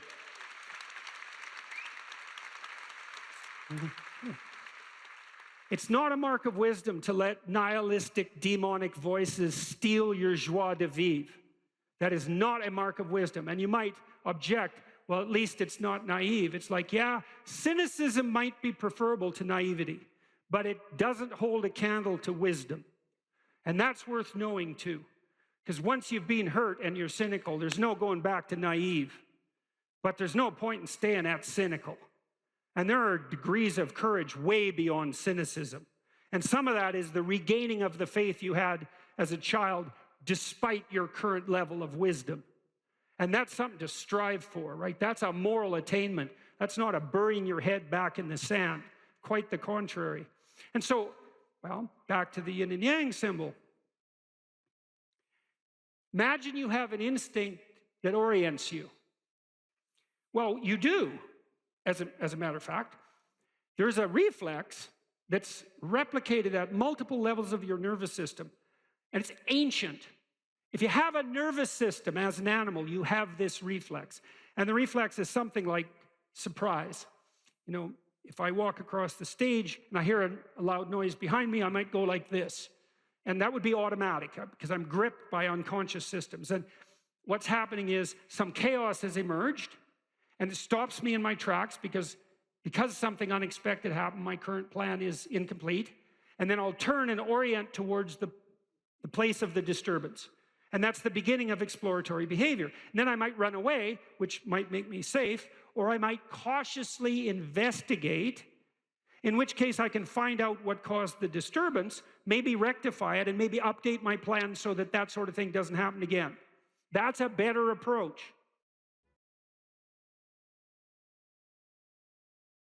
Are you depressed, or do you just have a horrible life? And those are not the same question, because if you're depressed, you have a life that in principle should work, but isn't. And so you come and say, look, I've got a lot of things going for me. You know, I've got a good job. I've got a good family. My wife loves me. But man, I'm miserable all the time. It's like, okay, well, let's delve into that a bit more deeply. But that kind of sounds like depression. But then you might come and say, well, I'm miserable. I'm suffering. I don't even want to be alive. And then I might ask, well, do you have an intimate partner? Well, no, not really. And I have had a history of catastrophic relationships. Do you have any friends? Well, you know, I have this one person I phone like once every month or so. But other than that, no, I don't really see anyone. Well, do you have any close family? No, my family's pretty fractured. I don't get along with my mom and dad. I don't see my sisters or my siblings much. It's like, well, how about a job? Or how about a career? Or failing that, a job? It's like, well, I've always kind of been underemployed, and I just lost my job, and you know, that's not going very well, and so on. You can walk through someone's life, and you can find out if they're reasonably embedded in a hierarchy of social institutions.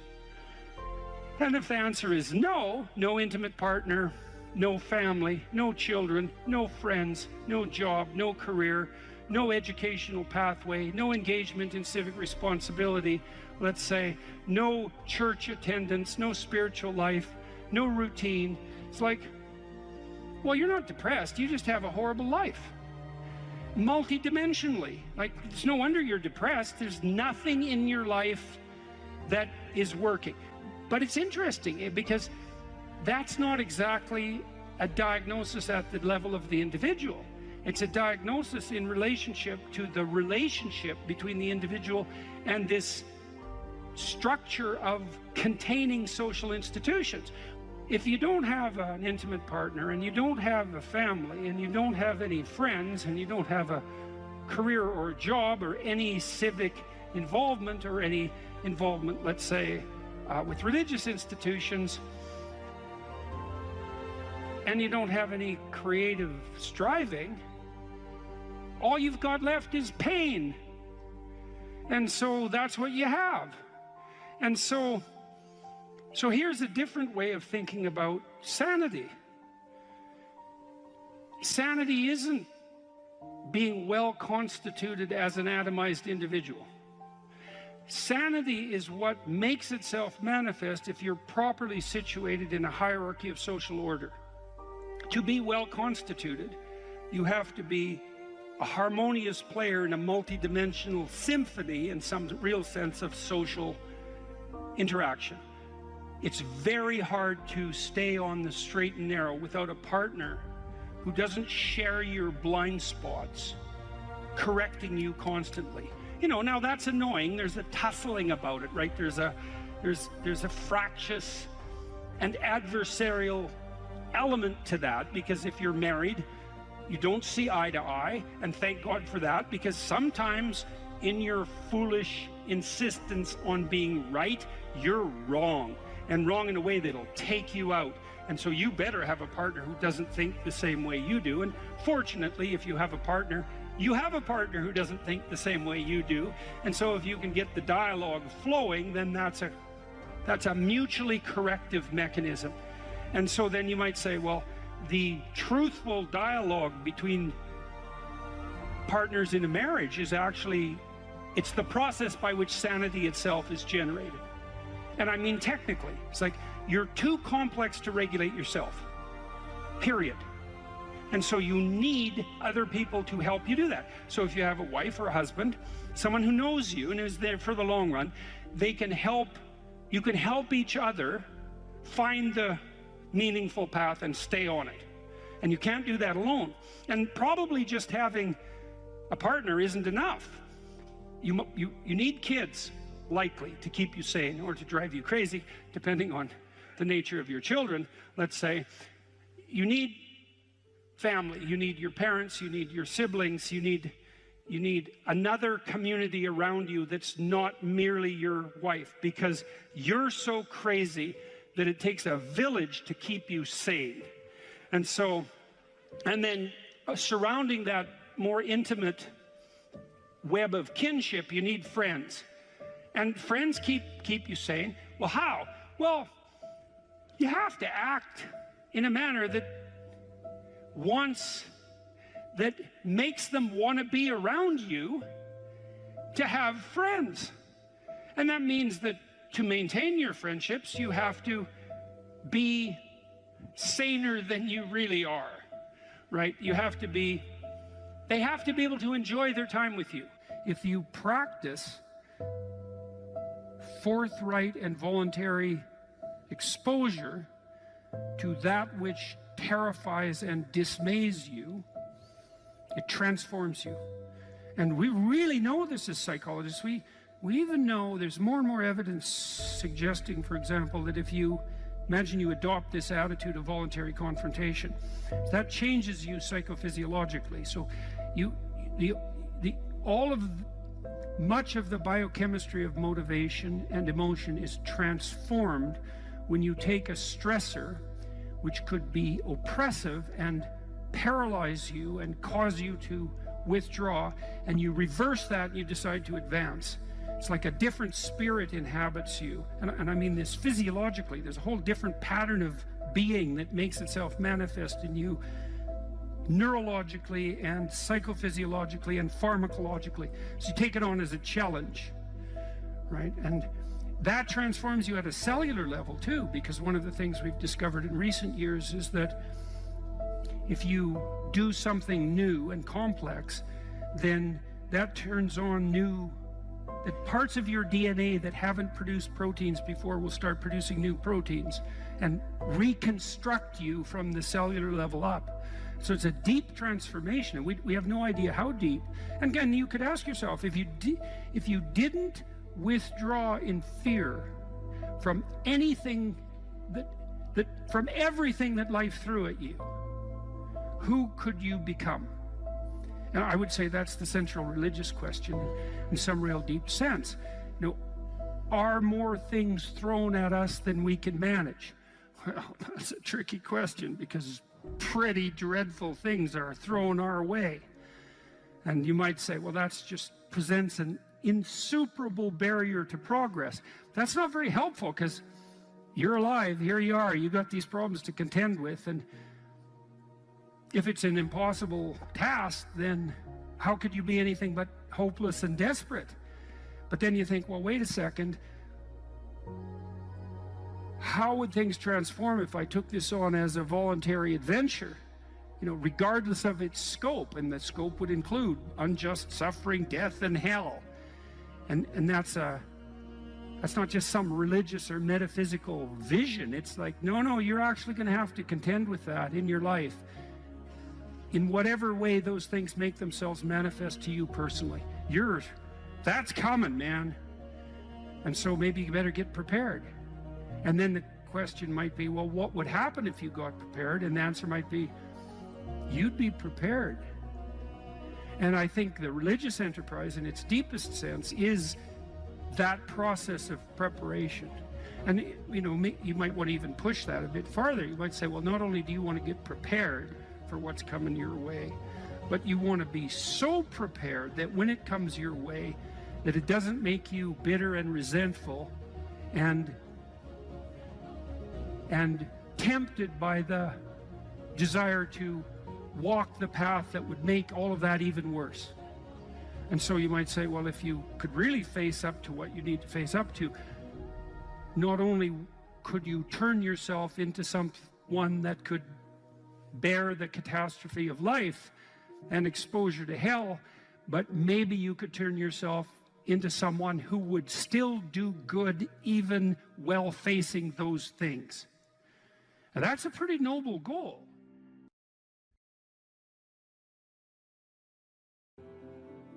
Life has proximal meanings, right? There's the meaning that you experience when you're engaged in a piece of art, or when you're reading, or when you're engrossed in a movie or in a conversation. There's the meaning that emerges within your relationships with people that you cherish or are enthusiastic with. There's meanings of security and predictability. There's meanings of duty and responsibility and active engagement with your job and your career. There's meanings of aesthetic pleasure. Now, all of those have their value, and each of them has their place. And maybe there's a hierarchy of value there as well, so that some of those meanings are deeper than others. And then you might say, well, what characterized the deepest of all meanings? And it would be something like relationship with the transcendent, and that would establish a relationship between you and what's always been conceptualized as God, which is generally supposed to be something ineffable, right? It's not definable, but you might think about it as the central animating spirit of the age, or the value around which all other values are organized, or the wisdom of the ages, or the creative spirit that possesses you when you're inspired, or what grips you with enthusiasm at a sports event or at a musical event. All of those things. And we need a relationship with that. And we find our deepest meaning in that relationship. And if we don't find it, I think if we don't find it in something that's explicitly religious, then we tend to magnify something of lesser value, say something political, into that to fill the void. So yes, life has proximal meanings without God, without eternity, but at the ultimate level, something's lacking. And it's the desire to fulfill that lack that, and maybe the lack itself, that's part and parcel of the religious instinct. So you can kill God, but you can't. That doesn't rectify the hunger for God. And then that hunger seeks out replacements. That's how it looks to me. So, and then, you might also say, well, does that mean you have to believe in God? And I don't think of the proper answer to that is that you need to agree with a propositional statement. Does God exist? Yes. Like, is this table there? Yes.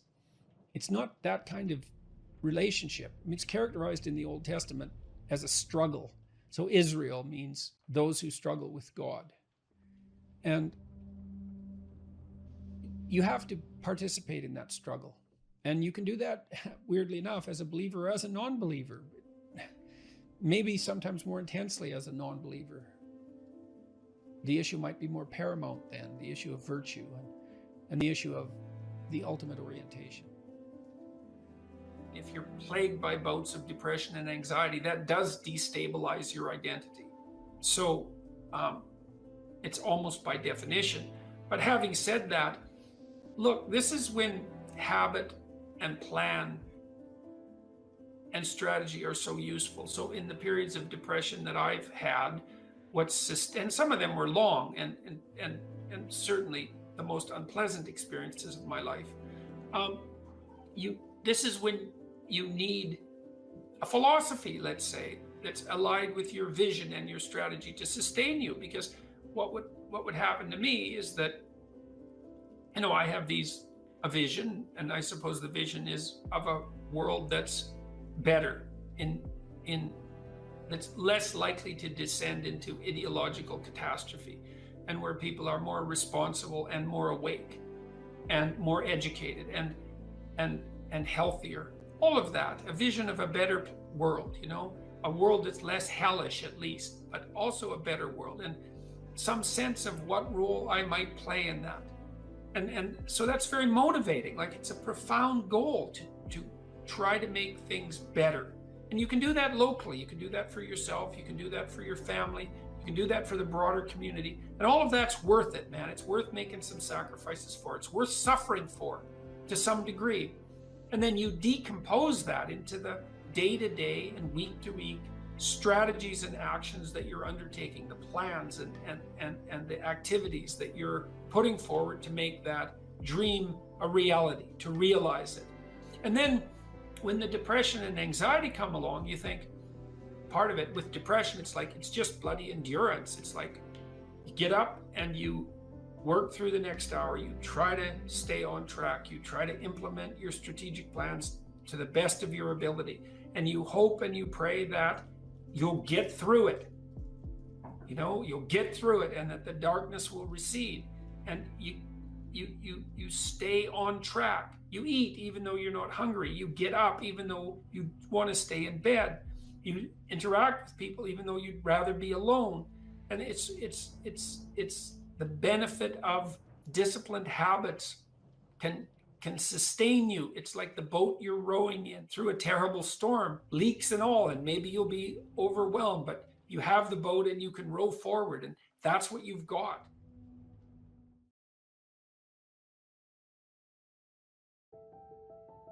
What emotion do you feel when you're going to approach someone you're very attracted to, and there's an extremely high probability that she's going to tell you to disappear? Right, exactly, absolutely, because it's a real judgment, right? We're going to see a movie called Crumb where you'll see this in great detail. But it's a real judgment. It's like the best judgment is, well, I don't mind your physical presence, but your genes should definitely not survive another generation. Right, and that's sort of generally translated into, I think we should just be friends. Right, you know, and you can blow that off, and people do, and you have to, because it's part of being polite and civilized, but, you know, let's make no mistake about it. There is no more fundamental judgment than that. So, paralysis, and there's no shortage of men, I mean, who are absolutely terrified of women. I mean, I've had many of them in my practice, you know. I had one guy, he was so terrified of women he couldn't even talk to them on the phone. It's more common than you think. So, but it's generally manifested by men who no one cares about, so it's generally irrelevant. So, well, it's the case. It really is the case. I'm not kidding. They're low status men. You know, they're people that are generally regarded as losers, and there isn't anybody who really gives a damn about what happens to them one way or another, and there's a lot more men in that category than there are women. Women are in all sorts of, you know, social categories that cause them misery and distress, but that one seems to be predominantly male. One of the things I'm going to do when we talk about Freud is I'm going to show you this movie Crumb, which I just told you about, and it's a very rare thing because it shows you the world from the perspective of very intelligent male losers, and that's just not a perspective you ever see, because it's the winners that tell the stories about their life. It's like, who the hell cares about the life of a loser? But this movie is about a loser who became a winner, and, you know, almost as an act of revenge. And it's great. It's great examination of the Oedipal complex. Remarkable. Women select men. That makes them nature, because nature is what selects. And so, you know, you can say, well, it's only symbolic that women are nature. It is, not in some sense, is the gatekeeper to reproductive success, and you can't get more like nature than that. In fact, it's the very definition of nature. So, as I said, there are lots of reasons why these symbolic representations are set up the way they are. Alright, so that's the great mother, nature. The queen, the matrix. The matrix is something from which all things form. Same root word as matter, mother, all the same root word. The matriarch, the container, the cornucopia, the object to be fertilized, the source of all things, the fecund, the pregnant. There are more parts of the associational network. The strange, the emotional, the foreigner, the place of return and rest, the deep, the valley, the cleft, the cave, hell, death, and the grave, the moon, ruler of the night and the mysterious dark, and matter in the earth. So those aren't necessarily associated with femininity, but they're typically associated with femininity from a symbolic perspective.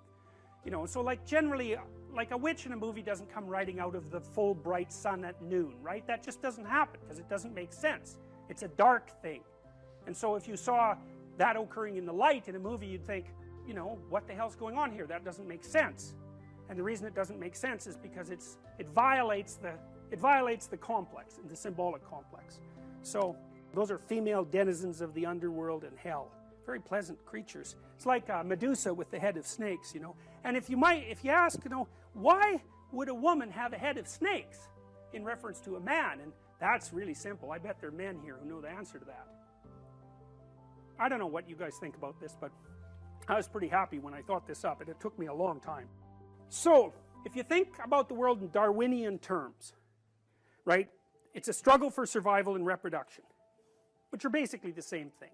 Survival is you, but reproduction is the survival of your genes. So it's a survival issue over very long spans of time. Okay, what do we call the selection mechanism? Right, natural selection, right? It's nature who does the selection. Okay, so let me tell you something that makes female humans different than female chimps. I mean, there's lots of things that do, but so, but here's an important one. If you look at which male in a chimp troop fathers most of the offspring, it's the dominant male. But the reason for that isn't because the female chimps sort of flock around the dominant male. Now that happens in other species, but it doesn't happen with chimps. What happens is the dominant male chases all the subordinate males away and will interfere with any sexual behavior they manifest. He'll chase them away. The females, though, are perfectly happy to mate with a subordinate male if they're in heat and they get the opportunity. So they go into heat, which is something that doesn't happen with female humans, and they really don't care who they mate with. Okay, female humans are much different than that. They're picky. So they're choosy. It's a big deal. It's a big deal that they're choosy. Women also seem to evaluate men for their fitness. Now, so, lots of men have no sexual partners and they have no children. That's not the case with women. Almost all women have one child or more. And it's a rare woman indeed who cannot find a sexual partner. Some of you undoubtedly have already experienced what it's like to be possessed by a particularly stupid idea. You know, so maybe you've grown out of one or two of the stupid ideas that possessed you, or maybe you're possessed by an attraction to someone you can't control, or you can't control your eating behavior, or you know, you're a pushover when it comes to interpersonal interactions because you're too agreeable, or you fly off the handle and fight, and you know, none of this is really under your control. And so all of those things that manifest themselves not only in your behaviors but in your perceptions themselves, you know, they tend to take on embodied form and use you as the vehicle for their activity. So, you know, when you're thinking about something like anger, for example, think about how it works, because it's quite peculiar.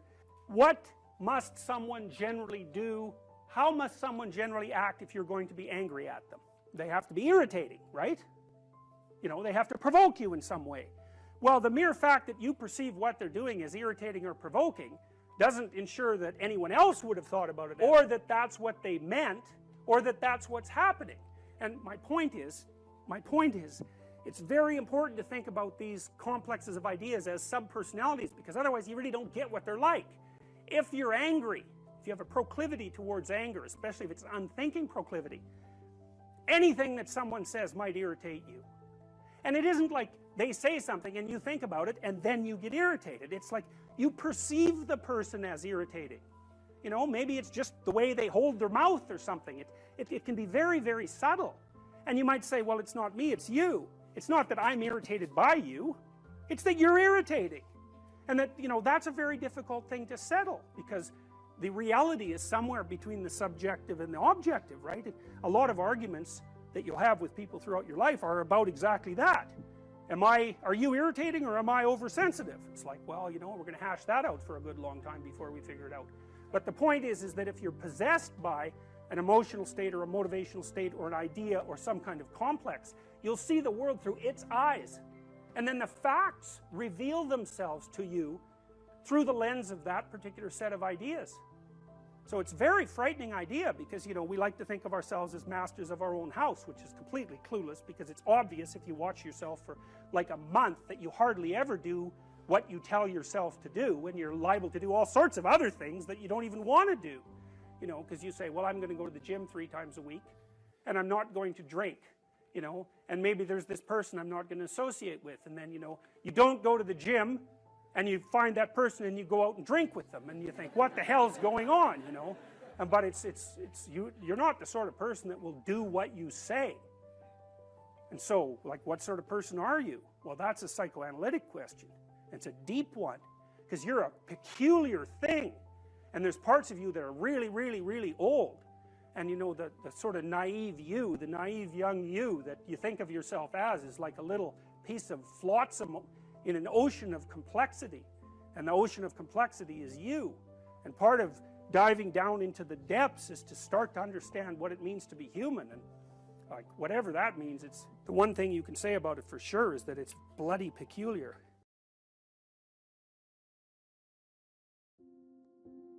If you could have what you wanted in this moment, and I could deliver it, what would it be? How much of the mess that you see around you would vanish if the mess that you could put straight was put straight? You know perfectly well that if you put your mind to it and you make the proper sacrifices, there are things you can set straight.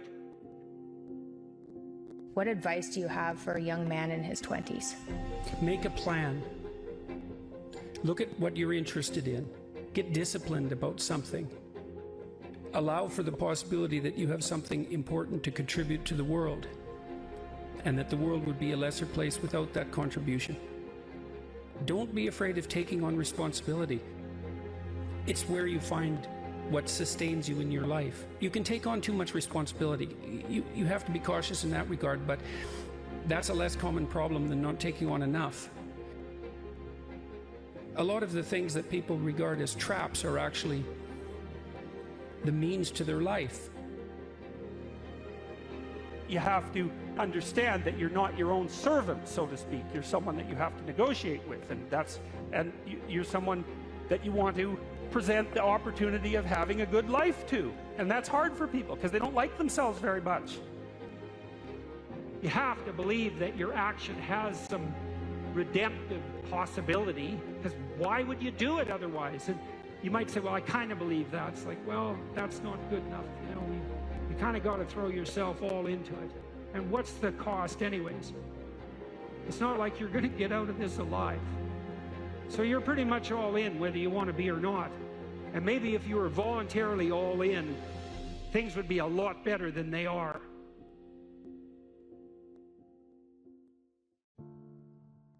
If the world isn't everything that you want it to be, maybe you're not acting the way you should. One of the things people do to buttress themselves against failure is to never let themselves really gain clarity about what they need and want. Let's say you try something, but you only do it half-heartedly. And then you fail, and you think, well, I didn't really fail because, I held a bunch back in reserve, and so I didn't get what I wanted, but maybe had I been all in, I would have. And so you don't have to upbraid yourself too much for the failure. Now, it's a catastrophic way to live, to sit on the fence and to not commit, because instead of risking the possibility of failure, you engage in what's essentially the absolute certainty of failure. Because if you want something worthwhile and difficult, which you probably do if you want to have an adventure and go somewhere, then what's the chance you're going to get it if you're halfway in?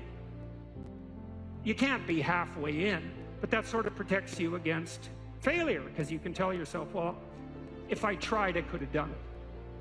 It's like, you tell yourself that 200 times and your life's over.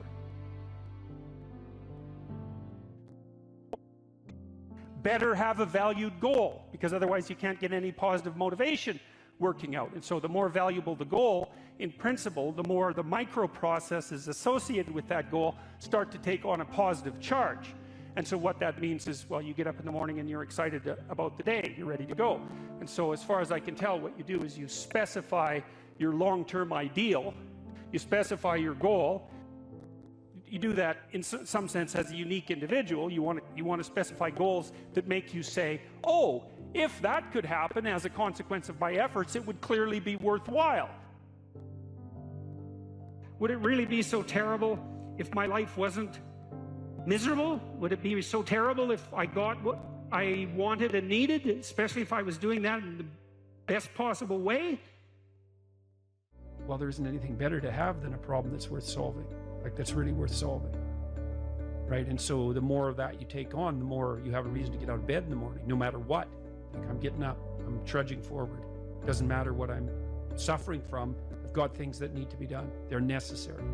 And that gives you that sense of purpose that is the antidote to bitterness.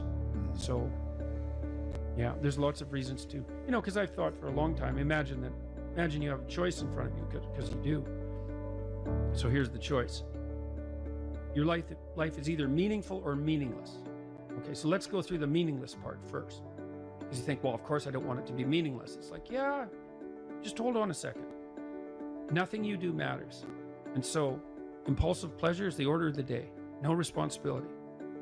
You can do whatever you want. It's like Pleasure Island in Pinocchio, right? Or it's like Neverland in Peter Pan.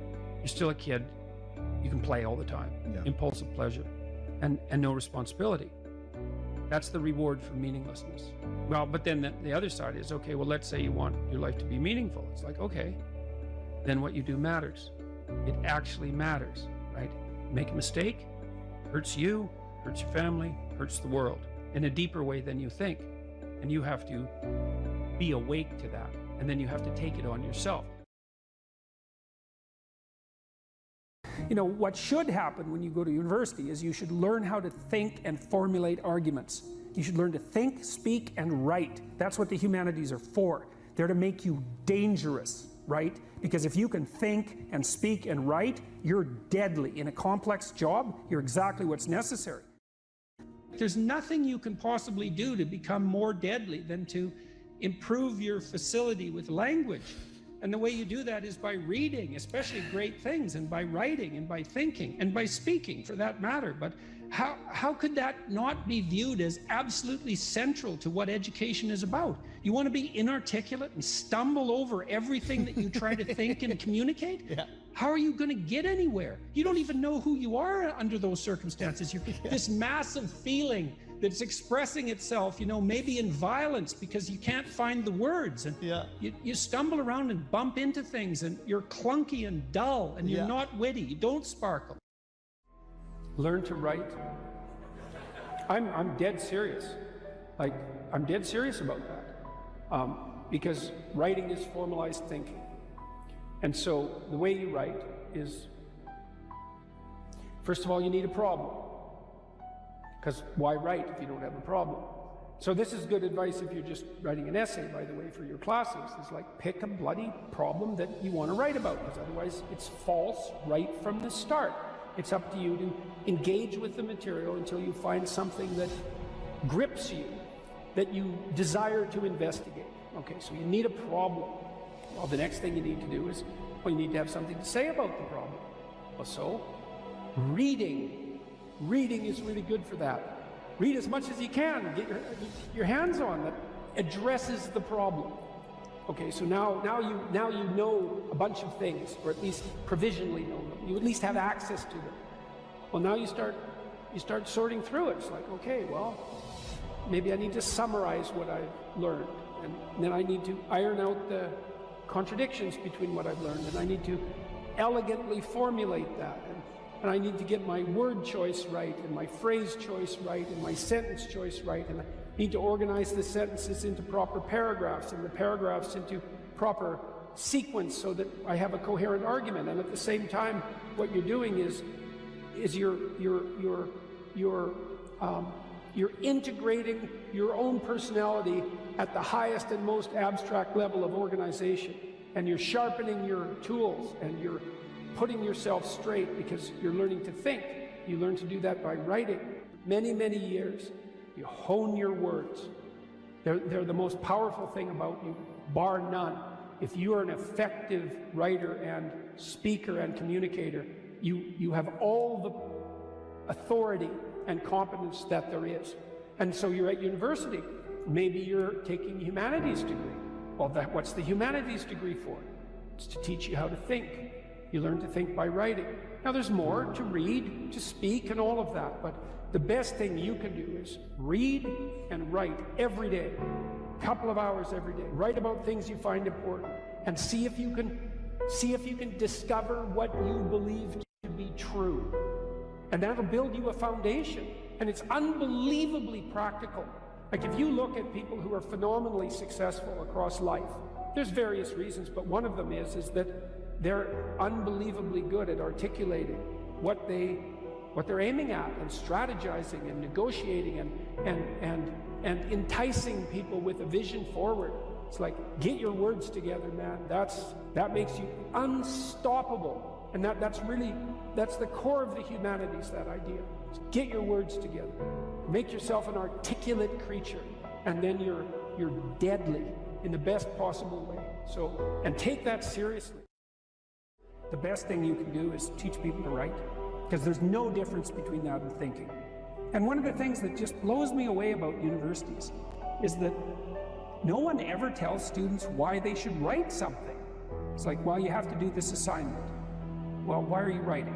Well, you need the grade. It's like, no, you need to learn to think, because thinking makes you act effectively in the world. Thinking makes you win the battles you undertake, and those could be battles for good things. If you can think and speak and write, you are absolutely deadly. Nothing can get in your way. So that's why you learn to write. It's like, and I can't believe that people aren't just told that. It's like, it's the most powerful weapon you can possibly provide someone with. And I mean, I know lots of people who've been staggeringly successful, and watched them throughout my life. I mean, those people, you don't want to have an argument with them. They'll just slash you into pieces. And not in a malevolent way. It's like, if you're going to make your point and they're going to make their point, you better have your points organized, because otherwise you're going to look like and be an absolute idiot. You are not going to get anywhere. So let's say you take the example of a SEAL who's got it all, but this literacy. What happens to him compared to someone who has all those skills? If he can't write well, and he's in charge of 6 guys, and one of those guys works hard or does something that deserves to be recognized, this is the responsibility of that leader to write that person an award. Okay, so he can't reward his good workers, his good soldiers. He can give him a pat on the back, but a pat on the back isn't going to get him promoted. An award is actually worth some points towards your promotion. And the people that are on that board that are giving that reward, they're never going to meet that leader, and they're definitely not going to meet that guy. There's no bias. It's based on this piece of paper that you hand in. You hand in this piece of paper, they read the piece of paper, and they say award approved or award not approved. Mm-hmm. Or you want to do a mission and you send that up the chain of command, and it's the same thing. It gets to a certain point where they're just looking at it and reading and trying to decipher this pile of junk that you put together. And by the way, if I'm in charge and Jordan sends me a concept of operations that doesn't make any sense, why would I possibly let you go out and execute an operation that I can't even understand what it is you're trying to do?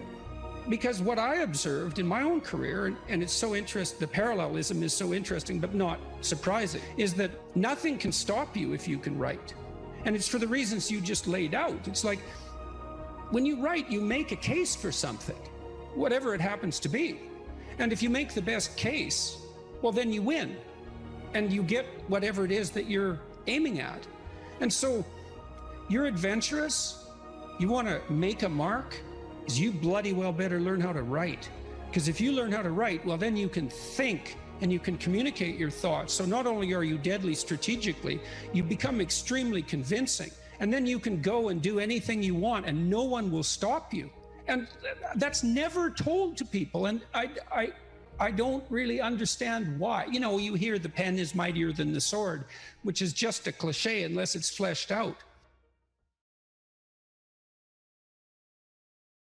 you could think, even as an exercise, you could think, well, what qualities of a human being do I find admirable? You have to ask yourself that, in a sense. You can't really think about it. There is a difference between asking yourself a question and thinking about it. You know, because it's more like when you're asking yourself a question, it's contemplative. It's like, well, what do I find admirable? It's a question. You don't know. And if you're fortunate, and this happens quite regularly, an answer will float up from wherever the hell answers float up, and you know, oh yeah, that's one, and you can write that down, and you get some idea of what your ideal is, you know, and you have one likely, and what your counter ideal is. Star. Well, to wish upon a star is to raise your eyes above the horizon and to focus on something transcendent that's beyond you, to focus on the absolute, we could say, to focus on the light that shines in the darkness.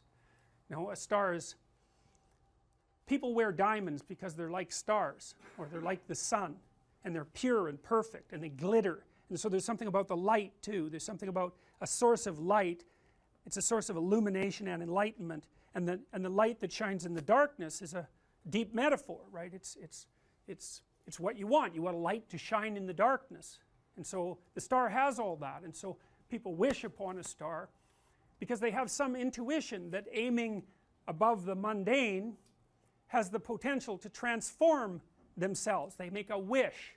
Well, if you're going to make a wish, you should aim at something high, and even just aiming at that is more likely to make the wish come true. And this is not metaphor.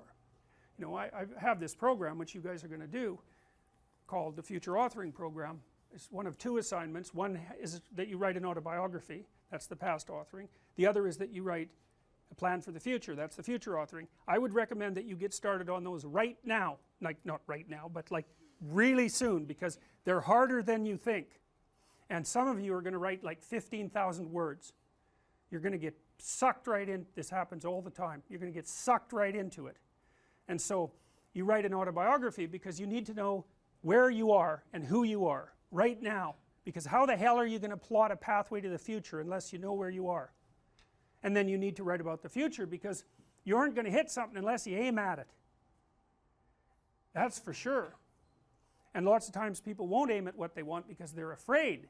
The reason they're afraid is because if you specify what you want, you've specified your conditions of failure. You know when you fail. And it's better just to keep it foggy. It's like, well, I don't know if I'm succeeding or failing, but you know, I can't really tell. Well, great, except you can't hit anything you don't aim at. And so the future authoring program is like it's an attempt to have you articulate your character. And so is the past authoring program. Who are you? And you know, the past authoring program, it asks you to break your life into epochs and then to write about the emotional, you know, the things that you regard as important events that have shaped who you are. And you know, you may find that some of that writing makes you emotional. And I would say, if you have a memory that's more than 18 months old, roughly speaking, and when you bring it to mind, it has an emotional impact, especially a negative emotional impact. It's like part of your soul is stuck back there.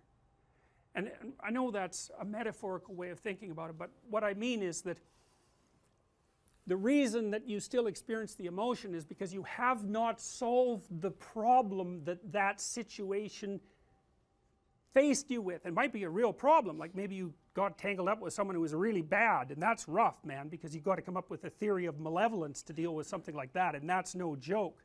But if it still produces emotion, it means you haven't solved the problem, and your brain is still tagging it as threat. It's a part of your territory that you did not master. Threat, threat, threat, threat, threat. And until you take it apart, and articulation really helps that, writing really helps that, then you're not going to free yourself from its grip. And that might not be that pleasant. I mean, this is one of those situations where doing it tends to produce a decrement in people's mood in the short term, but quite radical improvements 3 to 6 months down the road. You know, and it's often the case that you unfortunately have to do something you don't want to do in order to progress. It's very, very common. So, and the future authoring program asks you about different dimensions of your life, like, because you're you know, you can think of yourself as a personality inside your head, but you're nested in systems that transcend you, and they're just as real as whatever's in your head. It's like, well, what do you need for life? Well, that's pretty easy actually.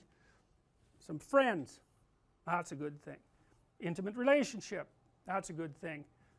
A family, you know, either the one you're going to produce or the one that you come from, where people to some degree love and care for one another. That's a good thing to work on. You need some plan for your career. You've got to fit in somewhere that people regard as important and that they'll trade with you so that you can live.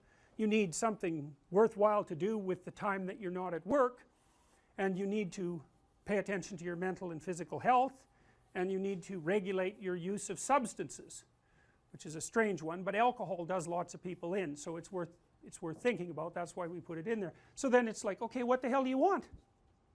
What do you want from your friends? What do you want from your family? What do you want from your career?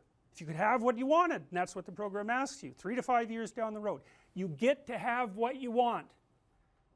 Now I'm assuming that you're going to approach this like, you know, reasonable adults and not like 13-year-old dreamers. I think I want the most expensive yacht in the world.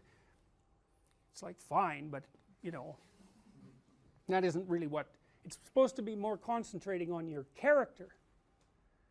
And so then it asks you to write for 15 minutes without thinking too much about grammar or sentence structure, any of that, about what your life could be like 3 to 5 years down the road if you were treating yourself like someone you cared for and you were helping them figure out what they wanted. And then it asks you to do the same thing in reverse, which is to think about the ways that you're radically insufficient and your faults.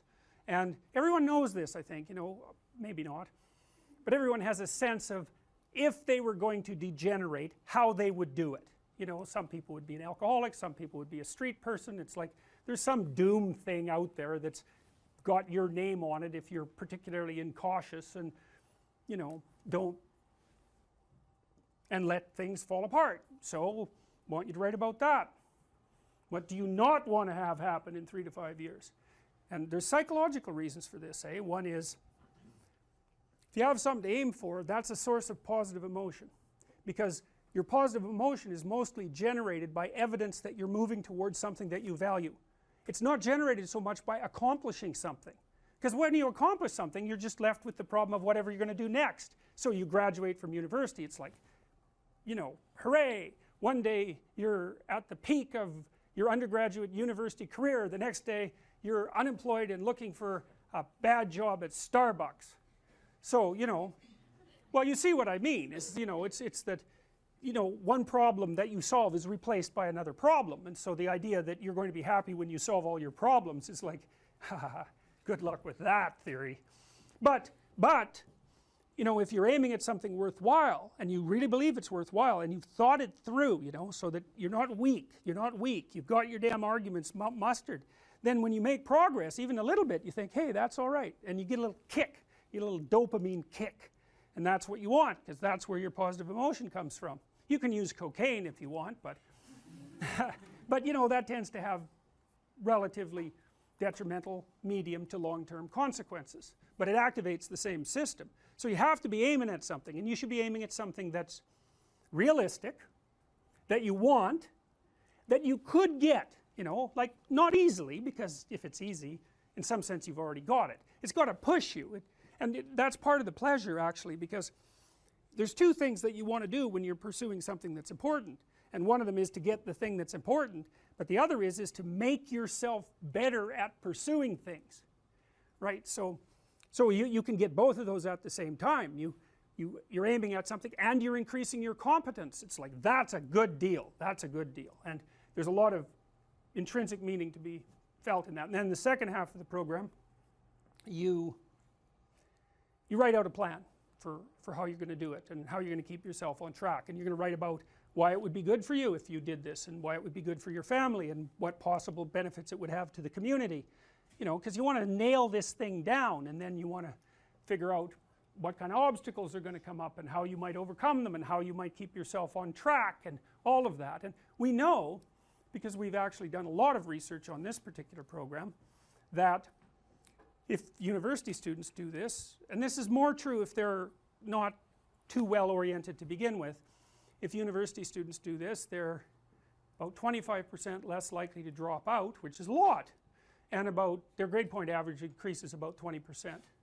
So hooray for that, you know, because you never know when you develop an intervention if it's going to work. There's also evidence, but not from my lab, that doing such things improves your physical health, and I think the reason for that is that, you know, when you go over your autobiography and you scour out those negative places that you're sort of dragging along with you, it lowers your overall stress load, because your brain is kind of, I think it's calculating how dangerous the world is by attending to the ratio of successes to failures that you've had in your life, something like that. And so, you know, if there are holes in your map that you could still fall through, then your brain regards the territory still as a bit on the dangerous side, and then you're more prepared for emergency action, and that's hard on you. So you want to go back there and fix up those